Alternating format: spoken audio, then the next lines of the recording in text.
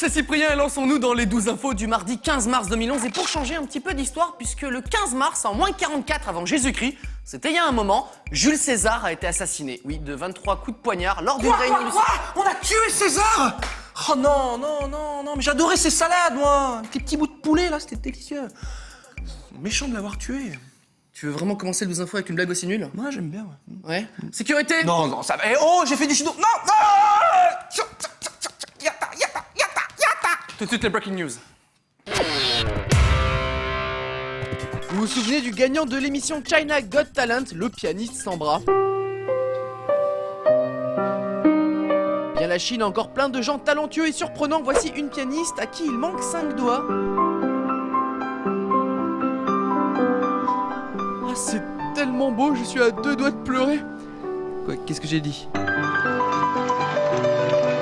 L'instant animalier du jour, on va jouer à un jeu. D'après vous, où est le vrai chien? Bon d'accord, là c'était simple. On va compliquer un petit peu alors. Deuxième jeu, cette fois-ci c'est pendant l'émission Thailand Got Talent. D'après vous, cette personne est un homme ou une femme? C'est facile comme jeu? Ah ouais? Alors, hein? Je vous laisse chercher la réponse. Hein, de toute façon, moi je ne l'ai pas. Et pendant ce temps-là, en Russie, lors d'une émission politique, un artiste et un écrivain se sont trompés. Ils pensaient être dans une émission de catch. On admire le temps de réaction de la sécurité.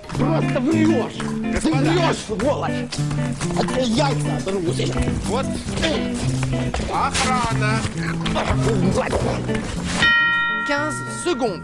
Personne n'a bougé d'un centimètre. Elle me plaît bien cette émission. L'homme courageux du jour, il est turc et lorsque son camion d'essence prend feu dans une station et que tout le monde prend la fuite, lui monte dans son camion pour le déplacer dans un lieu sûr. Quel courage! Bon, le problème c'est qu'il a cramé toutes les voitures sur son passage à cause de l'essence qui a coulé. Courageux, mais un peu con. Les policiers lors du carnaval au Brésil sont bien embêtés pour contrôler les voitures mal stationnées. Ah bah non, c'était pas une voiture. Oh là là, vivement que le carnaval soit terminé, hein, parce que je sais plus où donner de la tête. Hein. Et enfin, vite, c'est l'heure des cours, le moment pour ingurgiter tant de connaissances. Et son bureau aussi, hein, c'est bon. Après les semaines d'investigation, nous avons enfin trouvé le plus gros radin de France. Il est artisan dans le Tarn et il avait égaré une pochette contenant plus de 9000 € en billets et en chèques. Heureusement pour lui, 3 ouvriers trouvent la pochette par terre et sans même penser à se partager le butin, ils remontent jusqu'à notre artisan pour lui rendre l'argent. Ça, c'est sympa. Et le petit détail qui en fait notre plus gros radin de France, il aurait donné 5 € de pourboire à ceux qui lui ont rendu la cagnotte. 9005. Alors, je ne suis pas spécialement radin, mais je crois que j'aurais réagi un petit peu différemment, hein. Oui, bonjour monsieur. Bonjour, j'ai retrouvé votre pochette avec 9000 € dedans. Ma pochette, je pensais jamais la retrouver. Elle est là. Oh, vous êtes sympa. Un instant, je dois avoir un petit quelque chose là. Voilà, j'ai 5 € en pièces jaunes, je vous remercie beaucoup, hein. C'est sympa. Mon argent. Eh, c'est bizarre, ma main, elle veut pas s'ouvrir. C'est comme même bizarre, hein. Allez. Ça reste collé, c'est fou, hein. Allez. Bon, d'accord, on fait moitié-moitié. Ah, c'est dingue. Ça s'est ouvert d'un coup, ça doit être psychologique ou je dois avoir une maladie, ça, je pense. ça. Bah, attendez, oh. Ah oui, parce que j'ai déjà fait moitié-moitié. Et ça, je prends aussi, hein. Merci.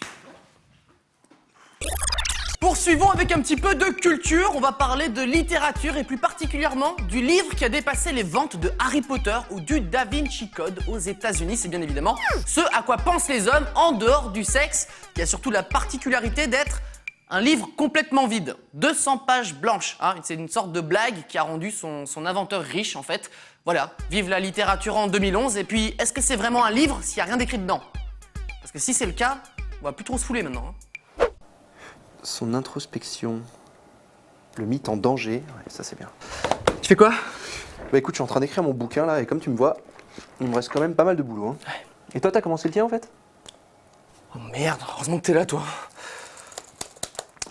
On se fait un baby? T'as fait quoi là? Là, je viens d'écrire mon bouquin.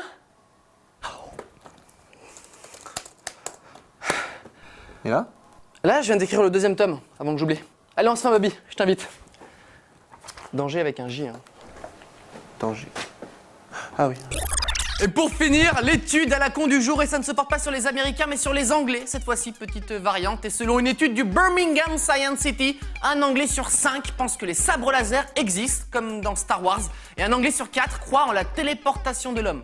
Et d'ailleurs, je ne vois pas où est le problème, puisque nous, ça fait longtemps qu'on a des sabres laser à énergie 12. Bah ouais. D'ailleurs, qu'est-ce qu'on se marre avec? La ferme.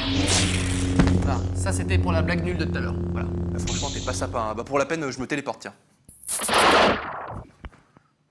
Machin, t'as oublié ta tête. Hein. Bon, ça va, hein, ça va.